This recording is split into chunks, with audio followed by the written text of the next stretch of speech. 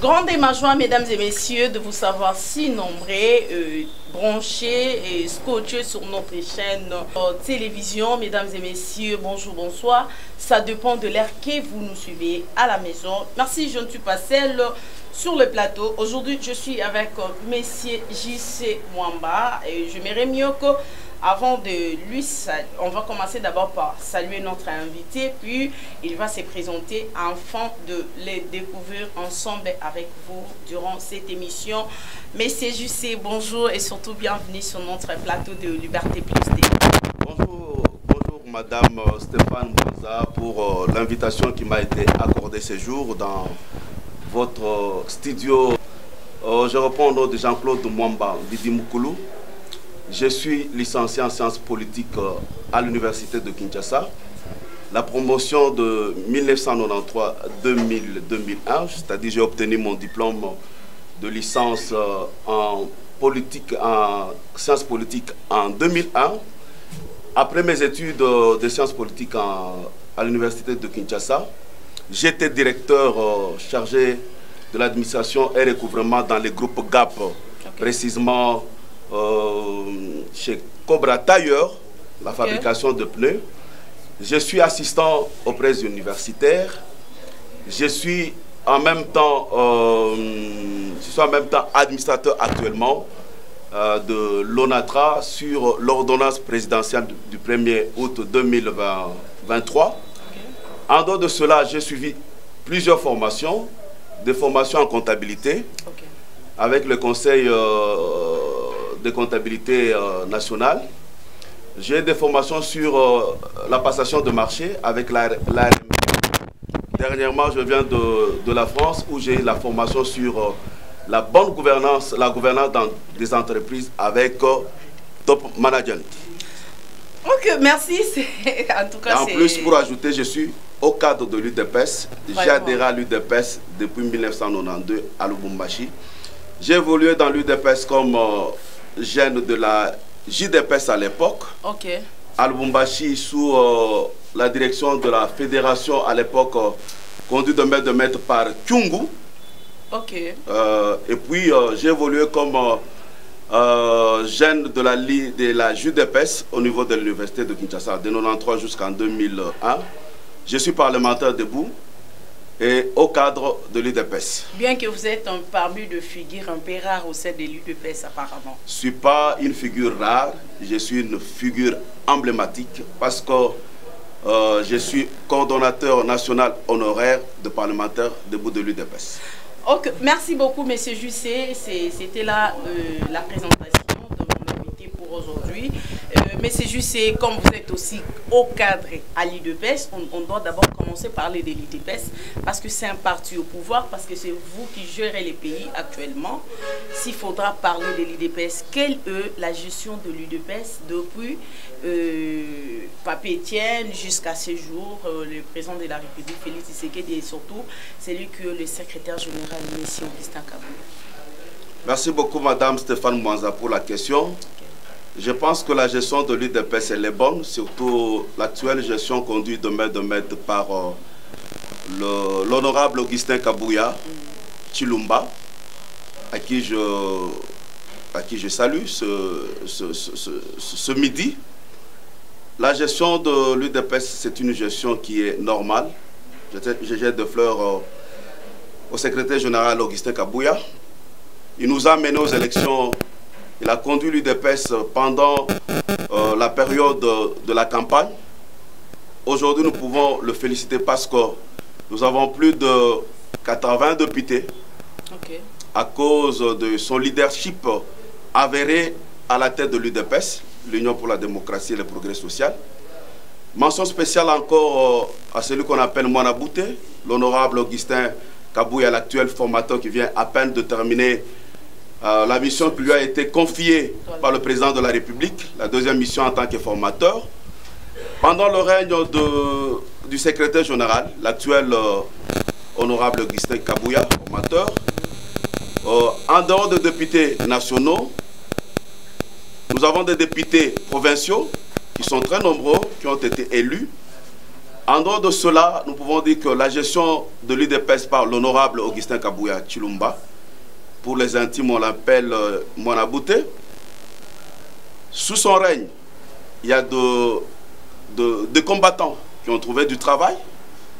Ils sont trop nombreux dans des entreprises publiques. Okay. Il y a de ceux-là qui sont conseillers dans des ministères. Aujourd'hui, à cause du leadership avéré d'Augustin Kabouya, secrétaire général de l'UDPS, l'UDPS, c'est la première force pour le deuxième mandat du président de la République. Et pour la gestion des ambitions, je pense que l'honorable Augustin Kabouya, le secrétaire général de l'UDPS, vient de mettre sur place une commission composée de hauts cadres de l'UDPS et de membres de toutes les structures de l'UDPS, afin que tous les membres de l'UDPS viennent déposer leur CV, afin qu'on puisse dénicher, qu'on puisse choisir ceux-là qui vont animer le ministère, qui vont animer les entreprises, le mandataire, c'est la 100%. Malgré qu'il y en a d'autres qui accusent le secrétaire général pour un système de culte des personnalités. Donc, comme on dit à Lingala, pour voir, il y a des combattants qui traînent dans la rue. Au Bazar, l'Ikolo, il y a Kombo, il y a CG Kabouya, que depuis qu'il est là, les combattants ne se retrouvent pas. Il y en a tant d'autres qui sont en train de se plaindre concernant les comportements que l'UDPS qu'on a connu avant et l'UDPS aujourd'hui, il n'y a plus de bonnes choses au sein du parti. Merci beaucoup, madame, pour la question. Je pense que dans toute société, il y a toujours des plaintes. Mais je pense que sous le leadership de notre secrétaire général, Augustin Kabouya, la gestion, elle est harmonieuse. Je pense que si on peut faire un parallélisme, une comparaison entre la gestion du secrétaire général Augustin Kabouya, l'honorable Augustin Kabouya, le formateur actuellement, et la gestion qui a été faite par Jean-Marc Kabound, vous allez vous rendre compte qu'aujourd'hui, sous la gestion du secrétaire général, l'honorable Augustin Kabouya, que plusieurs combattants ont trouvé du travail. Plusieurs. Parmi lesquels, on peut prendre dans toutes les structures, la Ligue des jeunes, il y a eu des gens qui ont trouvé du travail. La Ligue de femmes, il y a eu des gens qui ont trouvé du travail. Le parlementaire debout, il y a eu des gens qui ont trouvé du travail. Au niveau de l'exécutif, il y a eu des gens qui ont trouvé du travail. Si je peux prendre un cas particulier, par exemple de parlementaires debout, je peux préciser qu'il y a plusieurs présidents et membres de parlementaires debout qui ont trouvé du travail sous le leadership de notre secrétaire général, l'honorable Augustin Kabouya. Je peux en citer quelques-uns. Je peux citer par exemple moi-même, Jean-Claude Mwamba, je suis administrateur à l'ONATRA. Nous pouvons citer par exemple Ben Kankole qui est administrateur à la Régie des eaux. Nous pouvons citer par exemple Bellarmé Kimboulou qui est conseiller au ministère de Finances. Nous pouvons citer par exemple José Mounana qui est aussi conseiller au niveau du ministère de Finances. Nous pouvons citer par exemple Blaise Moubenga qui est conseiller au Conseil économique et social. Il y a tant d'autres qui ont trouvé du travail sous le leadership, sous la bonne gestion du secrétaire général de l'UDPS, l'honorable Augustin Kabouya. Qu'en déplaise à ceux-là qui peuvent dire que la gestion n'est pas rationnelle, ce qui est vrai, la gestion elle est rationnelle. Le panier circule encore. Nous venons à peine d'avoir le deuxième mandat. Ceux-là qui ne se sont pas retrouvés, ils vont se retrouver au second mandat. Qui, je voulais dire que la mission qui a été donnée à l'honorable Augustin Kabouya, le secrétaire général de l'UDPS, il vient de terminer la mission pour identifier la majorité présidentielle et puis remettre les conclusions de toute le plateforme que comprend l'Union sacrée de la nation. Je pense que ceux-là qui n'ont pas encore trouvé du travail, qui fassent confiance à la hiérarchie, conduit de maître par Augustin Kabouya, l'honorable Augustin Kabouya, actuellement formateur. Merci. Okay, merci beaucoup. Parlons maintenant de l'informateur. Nous avons suivi et nous avons vu comment est-ce que l'honorable Augustin Kabouya, le secrétaire général de l'UDPS, avait déjà fini avec mission de l'informateur. Quel est les rôles, en fait, les Congolais peuvent attendre quoi de ce qui a été fait comme mission de l'informateur? les Congolais qui nous suivent de partout, quel que soit de l'IDPS ou n'est pas de l'IDPS, les Congolais doivent attendre quoi? Merci beaucoup, madame, pour la question. La mission qui a été donnée à l'honorable Augustin Kabouya, secrétaire général de l'UDPS, vice-président de l'internationaliste socialiste, l'actuel formateur, c'est que en tant qu'un homme antiséquediste, je parle de la personne d'Augustin Kabouya, quelqu'un qui est né dans la moule de l'UDPS, dans l'école de l'UDPS, avant que la mission lui soit donnée, lui, il avait déjà précédé la mission qui lui a été donnée par le président de la République. Il avait déjà en amont commencé à identifier déjà la majorité présidentielle. C'est comme qui dirait, il connaissait déjà que le président de la République, qui lui fait totalement confiance, allait lui confier cette mission-là. Qu'est-ce que le peuple congolais peut attendre de la mission du formateur, l'honorable Augustin Kabouya? C'est que on a identifié la majorité. Il va donner ses conclusions au président de la République, son Excellence Félix Tshisekedi Tshilombo. Et bientôt, on va mettre un nouveau gouvernement qui va mettre en œuvre les 6 points du discours du chef de l'État lors de son investiture du 20 janvier 2024. Ok. Merci beaucoup. Là, c'était un peu ce que les Congolais peuvent attendre d'une mission de l'information. Parlons de vous. Vous êtes administrateur au sein de l'ONATRA. Quel est votre bilan depuis que vous êtes là au sein de l'ONATRA? Merci beaucoup, Madame Stéphane Mouanza. D'abord, je dis merci au président de la République. Merci au secrétaire général, l'honorable Augustin Kabouya Tshilombo, qui ont voulu à ce que je sois nommé administrateur à l'ONATRA sous l'ordonnance du 1er août 2023. L'ONATRA, conduit par le président du conseil, Mathieu Mananga, que j'ai salué en passant, et par nous, le manager, que j'ai salué aussi en passant. Le bilan de l'ONATRA actuellement, c'est un bilan positif. Pourquoi je l'ai dit? Nous avions trouvé la route rail Kinshasa-Matadi qui ne fonctionnait plus, qui était dans une situation délabreuse. Nous l'avons construit. Pour le moment, les marchandises, le train marchandises peut partir maintenant de Kinshasa pour Matadi. Sous notre conseil d'administration, sur notre comité de gestion, avec le conseil d'administration en tête avec le président du conseil d'administration Mathieu Mananga, avec le DG Martin Lukusa, pas nous, le manager, nous avons eu à construire, à aménager ce que nous appelons le parc à conteneurs au niveau de Matadi. Nous avons acheté des grues qui doivent des grues au niveau de l'Italie.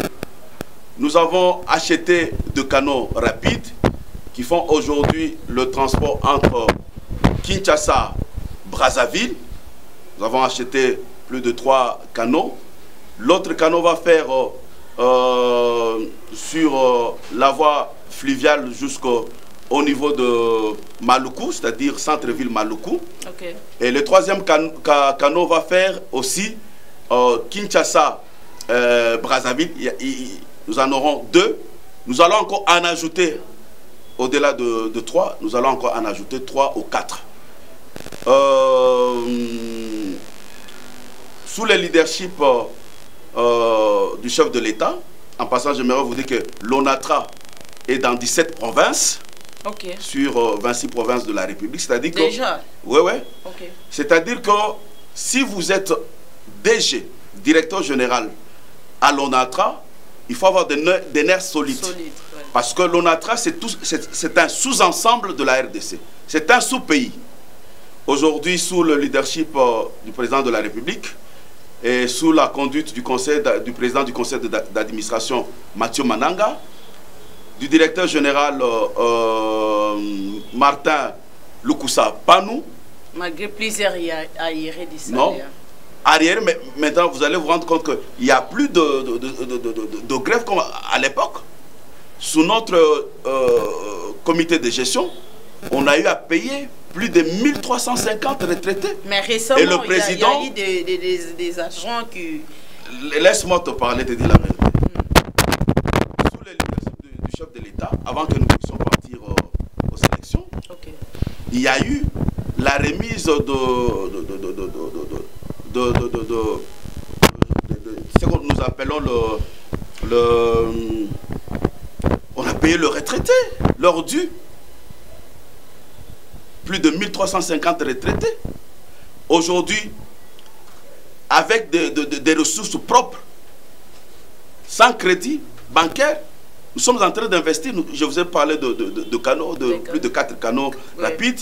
Oui. Je vous ai parlé de la construction de parcs à conteneurs. Ce sont toujours des projets à venir. Ce ne sont pas des projets. Nous avons réalisé, je parle... Ça a été déjà réalisé déjà réalisé. Oui, déjà mais réalisé. Pas à Kinshasa. Non, même dans d'autres provinces.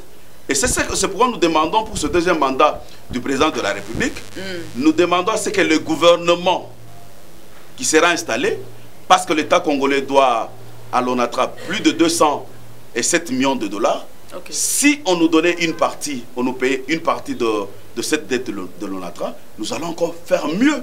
Parce que les 30 millions qui nous ont été remis autrefois sur les 207 millions, sous le leadership du président du conseil d'administration Mathieu Mananga et sous le leadership aussi du directeur général Martin Lukusa. Pas nous, vous avez vu ce que nous sommes en train d'investir. Il y a des entrepôts par exemple que nous construisons au niveau du port de Kinshasa. Il y a des travaux qui se font sous fonds propres de l'ONATRA sans crédit. C'est un peu ça. C'est-à-dire que le bilan est positif depuis que nous sommes à la tête de l'ONATRA, et nous demandons à ce que le chef de l'État puisse encore nous donner confiance parce que nous avons une vision pour élever l'ONATRA. Merci, vous avez une vision pour élever l'ONATRA et vous êtes aussi cadre dans un parti au pouvoir, l'IDPS. Maintenant, s'il faudra reculer un peu votre premier mandat, les mandats du président de la République, nous avons vu comment est-ce que les Congolais se plaignent, surtout la vie sociale. Ça a été vraiment une vie très misérable de plus en plus, du jour au lendemain. Et il y a toujours augmentation, il n'y a pas de stabilité des monnaies, entre autres le dollar, tout ça. Maintenant, aujourd'hui, les Congolais, na président de la République, deuxième mandat, qu'est-ce que quel est le message que vous pouvez aujourd'hui lancer à la population congolaise et surtout que vivent dans l'est du pays, où vivre une situation un peu difficile. Message que lancer na bango et surtout que vous allez pour l'IDPS, vous êtes aussi cadre à l'IDPS. Quel est le message que vous pouvez lancer? Merci beaucoup, Maman Stéphane Mwanza. Je pense que le peuple congolais a confiance au chef de l'État, Félix Tshisekedi Tshilombo. Pourquoi je l'ai dit? S'ils n'avaient pas confiance au chef de l'État, ils ne pouvaient pas lui donner le deuxième mandat.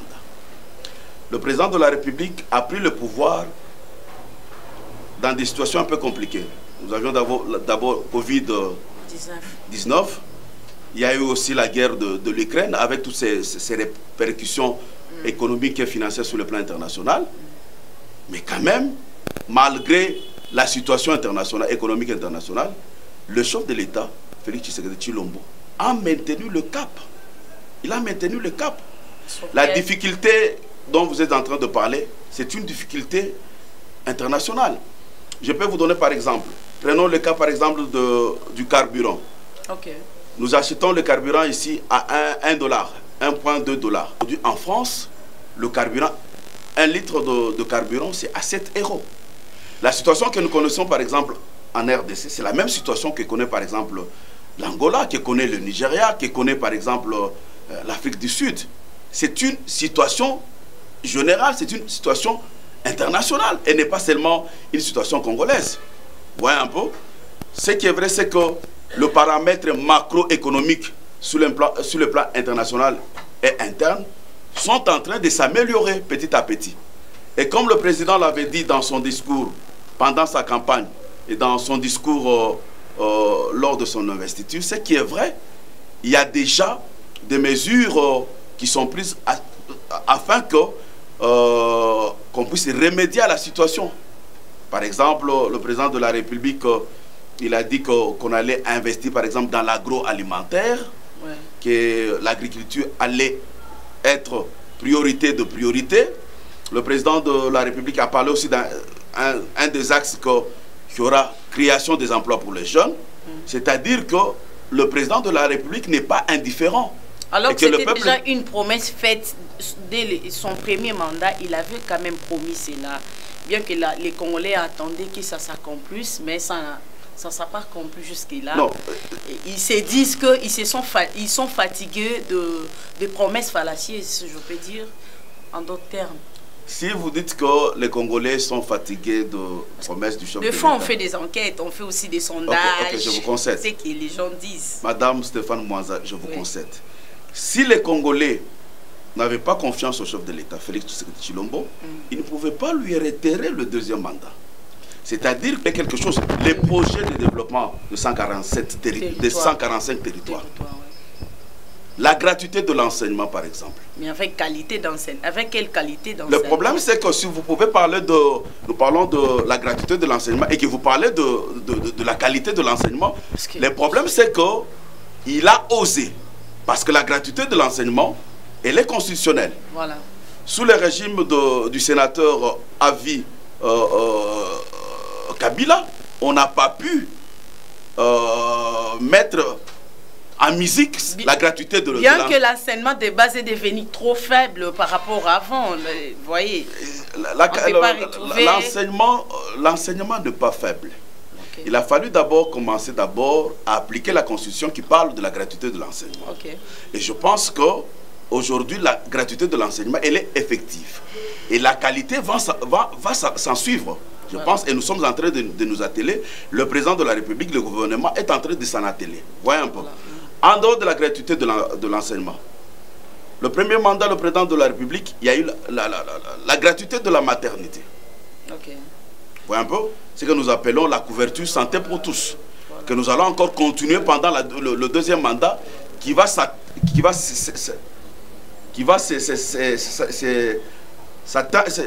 propager à travers les 26 provinces.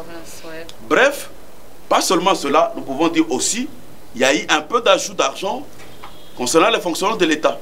Et d'ailleurs, vous avez suivi dernièrement le vice-premier ministre de l'administration publique, Jean-Pierre Liao l'honorable, que je salue en passant, qui a dit qu'à partir du mois d'avril, qu'il y aura une augmentation de 30% des salaires des fonctionnaires de l'État.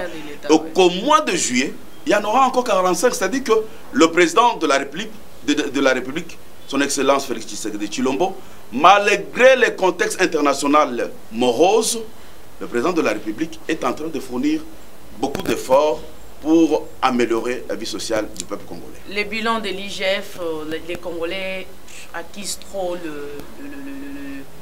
il accuse trop le inspecteur de l'IGF, M. Gilles Alinguetti, du populisme en fait. Vous savez, Madame Stéphane, des hommes comme Jules Alinguetti, ce sont des hommes rares. Okay. Des oiseaux rares. Si nous pouvons parler de meilleurs joueurs du premier mandat du chef de l'État, son Excellence Félix Tshisekedi Tshilombo, nous devons citer parmi les meilleurs M. Jules Alinguetti, qui est l'inspecteur chef de service de l'IGF.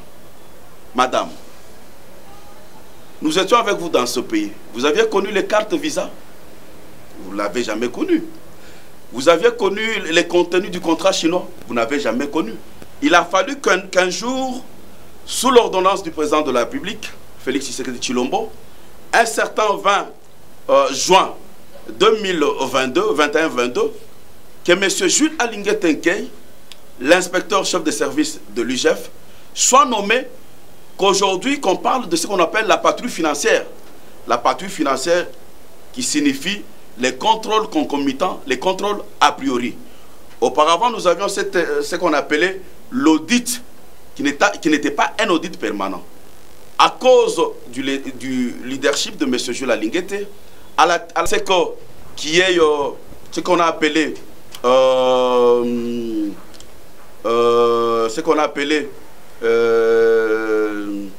un contrat gagnant-gagnant entre infrastructure et minerai, voilà, que le contrat était déséquilibré. À cause de l'audit de l'inspection générale de finances, on a fait ce qu'on appelle le contrôle, et l'audit a prouvé qu'il y avait eu les déséquilibres. Aujourd'hui, on est content parce que... Malgré les gens disent qu'il lui aime plus du populisme. Non. Il fait du populisme, mais là où il n'y a pas... Laissez-moi continuer, s'il vous plaît, madame. Oui. Aujourd'hui, on parle du rééquilibrage du contrat chinois. Ok. Plus de 7 milliards de dollars que les Chinois doivent nous donner pour la construction de routes. Cette année, c'est plutôt de 370 millions de dollars qui seront mises pour la construction de routes à cause du travail de l'UGF. Est-ce que vous aviez connu dans ce pays les contrats léonais avec la GECAMINE? Il a fallu qu'un certain monsieur, Jules Alinguete, inspecteur-chef de service de l'UGF, que l'UGF fasse les contrôles au niveau de la GECAMINE, qu'on puisse comprendre le scandale qui a été fait sous le régime du sénateur Kabila. C'est-à-dire, madame, ceux-là qui disent que Jules Alinguete, inspecteur général chef de service de l'UGF, fait du populisme, non, c'est du mensonge. Je pense citer même l'histoire de Bukangalonzo. Il a fallu à ce que l'UGF puisse faire l'audit. Aujourd'hui, à cause de l'UGF... L'audit a été fait, mais jusque-là, on n'a pas de résultats. Le problème, madame, le problème, ce n'est pas Jules Alinguete. Le problème, ce n'est pas l'UGF. Le problème, c'est la justice. C'est la justice congolaise. L'UGF fait son travail, qui est du contrôle. Quand il y a les conclusions qui sont tirées, c'est maintenant au procureur, c'est maintenant à la justice de prendre les dossiers, de s'en saisir. Ce n'est pas le travail de l'UGF. À cause de l'UGF aujourd'hui, à cause du contrôle concomitant, l'augmentation de recettes, par exemple, dans le régime financier. Vous venez d'apprendre qu'au mois ce mois de mars, à cause de l'accompagnement de l'UGF, par exemple, le régime financier vient de réaliser plus de 1,7 milliard de dollars. C'est du jamais vu. C'est à cause de l'accompagnement de l'UGF. 2024, l'IGF a plus de 225 points de contrôle. Vous comprenez? Plus de... est en train de faire le travail. C'est-à-dire que le bilan le travail de l'IGF, le bilan de Jules Alinguete à la tête de l'IGF est largement positif, parce qu'à l'époque, lorsque Jules Alinguete a pris la fonction en tant qu'inspecteur général chef de service de l'IGF, le budget de l'État de notre pays était à 4 milliards de dollars. Aujourd'hui, à cause de l'accompagnement de l'IGF, sous le leadership du chef de l'État, Félix Tshisekedi Tshilombo, le budget de la République démocratique du Congo est de 16 milliards de dollars. C'est-à-dire qu'il faut une mention spéciale à Jules Alinguete et l'inspection générale de finances, Madame Stéphane Mwanza. Merci beaucoup.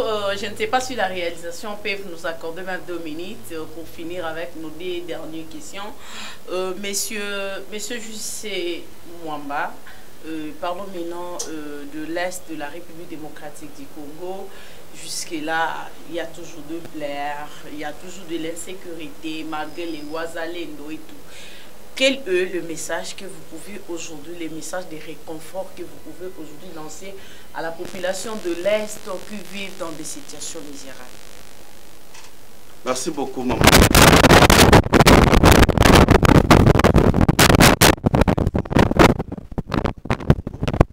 Les chefs de l'État pour nos forces armées afin que nous puissions bouter hors du territoire national les ennemis de la RDC qui sont le M23 conduit par le sanguinaire Paul Kagame. Je pense à la situation de l'Est de la République démocratique du Congo. Il y a des mafieux, il y a des multinationales qui sont derrière cette guerre. Vous savez que les péchés que nous avons, nous, en tant que Congolais, c'est parce que Dieu nous a donné de richesses. À l'est, vous allez trouver, il y a le colton. Nzambe tant ozo pesa na ba bikolo ba richesse tant wa lembi asuki a comme na RDC atiki ba richesse nyonso. Mais ça na ko pesa bande ko na biso ya Est de la République, c'est que le chef de l'État, il est préoccupé par cette situation. Il met les moyens nécessaires na armée na biso afin que ba bouté ou azali ennemi na biso hors du pays. Je peux demander aussi au peuple de l'Est de la RDC de se mettre debout et de demander aussi le peuple, il y a ma province Moussousou. Toti kartos à la indifférente la bande gonabiso à Est. Toti karaka masangate, mais tous les matos à la mobiliser. Parce qu'un peuple qui est uni et mobilisé a plus qu'une bombe atomique. Tous par exemple, quand il y a bande gonabiso, il y a Mali, quand il y a bande gonabiso, il y a Mali. Quand il y a bande gonabiso, il y a Niger, oyo lelo oyo, ba telemeli, oyo ezali ba français, parce que makambo ezo le kana est de la République, il y a la main des Occidentaux. Dernièrement, l'Union européenne a payé qui, M. Kagame, plus de 923 millions de dollars pour l'économie. Voilà. Kagame a vivre na nini, na Mouyibi, il y a ba richesse na mission à est, parce que le Rwanda n'a pas de richesse. Richesse à Rwanda des alliés, Bangombe na Madesu. Yebisanga Ngombe na Madesu, Motokoki Kotonga, Nini, Mboka na Ndenge Nini. Vraiment. Je demande au peuple, à nos frères de l'Est, Bazala na Elika, na Nzambe, na Elika, na Mukonzamboka, Azali Kocha, ba moyen nyoso, malgré que communauté internationale, malgré que ba ennemi, Bazali Kolula, ou Ezali Bari, c'est une révélation.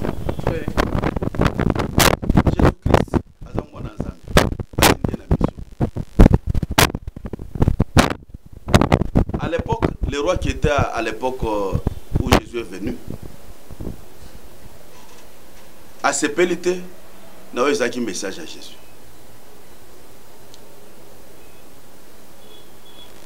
Balobi, batuni peuple, entre Jésus et Barabbas, Bapona, Nani. Malgré Yazaki Mouibi, Barabbas Yazaki Mouibi. Mais, le peuple Balobi, Baponi Nani, Barabbas, Bapona, Yesu. C'était la peine de mort. La peine de mort a commencé depuis les temps mémoriaux, depuis les temps anciens. La peine de mort n'a pas commencé avec nous. En dehors de la Bible, la peine de mort est bandane aux États-Unis. Bien que des réactions qui continuent, non. Il y a Fayoulou qui a réagi, il y a Mukwege qui a réagi, il y a tant d'autres qui ont réagi. Pourquoi nous en sommes arrivés au moratoire de la peine de mort? Makambo tozali ko vivre na est de la République. Ezali ba traître rebelle. Bande ko na biso ebele ba kongomani o ya est o bazali côté kamboka na biso à cause ya mbongo na cause ya ba intérêt personnel. Boyebi na mboka oyo to connaîtra tozo benga ba brassage mixage. O esala ki ke ba infiltrer ki biso jusqu'à la moelle épinière. Oui, il faudrait qu'on félicite le président de la République, Félix Tshisekedi. Infiltrer qui sont dans le secteur. Ils ont la présidence, ils ont le gouvernement, ils ont l'entreprise publique, ils ont l'armée. On a été infiltrés. Aux hommes, madame, si vous avez Bisangay, au comment l'armée na biso, bazali ko avancer na est contre les alliés M23. Banguna ya RDC yamboka na biso. Mais parmi bao bazali na armée, au komona à l'époque na armée na biso ezalaki plusieurs ba généraux bazali ba tout rwandais tous ces consorts. Il a fallu que bazongi sali sous moratoire à peine de mort. O tozali ko comparer angoneti arme nucléaire. Mais toi il y a peine de mort, o tozali considérer comme armes nucléaires pour dissuader les traîtres de la République. Voilà, mesdames et messieurs, nous sommes arrivés à la fin de notre émission. Monsieur Jean-Claude Mwamba, quel est le message que vous pouvez lancer à la population congolaise qui vous suit et surtout ceux qui attendent de vous concernant le deuxième mandat du président de la République? Le message que je peux lancer, Madame Stéphane Mwanza, à la population congolaise, au peuple congolais, c'est d'avoir un espoir. L'espoir a un nom, c'est Félix Tshisekedi Tshilombo, qui aime beaucoup ce pays. L'espoir a un nom, Félix Tshisekedi Tshilombo, il a promis à ceux qui va créer des emplois pour les jeunes. Faites confiance au président de la République, qui est congolais de père et de mère, qui est aussi chrétien, il est un serviteur de Dieu. Je pense que pendant ce deuxième mandat, il y a de grandes choses qu'il va réaliser avec son gouvernement. Et que pendant ce deuxième mandat, beaucoup de choses seront réalisées par le chef de l'État. Un autre message, c'est que j'aimerais que le peuple congolais se mobilise, qu'il soit debout pour accompagner le chef de l'État et qu'il fasse aussi de la situation de l'Est de la République, pas seulement la situation du chef de l'État, parce que la République nous appartient à nous tous. Le président de la République se bat sur le plan diplomatique, il se bat aussi à donner des moyens aux forces armées. Faisons-lui confiance, il va pacifier l'Est de la République. Merci beaucoup, merci à Peggy Lungwa qui était derrière la caméra. Merci à la grande équipe de Liberté Plus Télévision. Quant à moi, je vous retrouve. Je peux, s'il vous plaît, je peux oui. saluer quelqu'un. Vous êtes libre.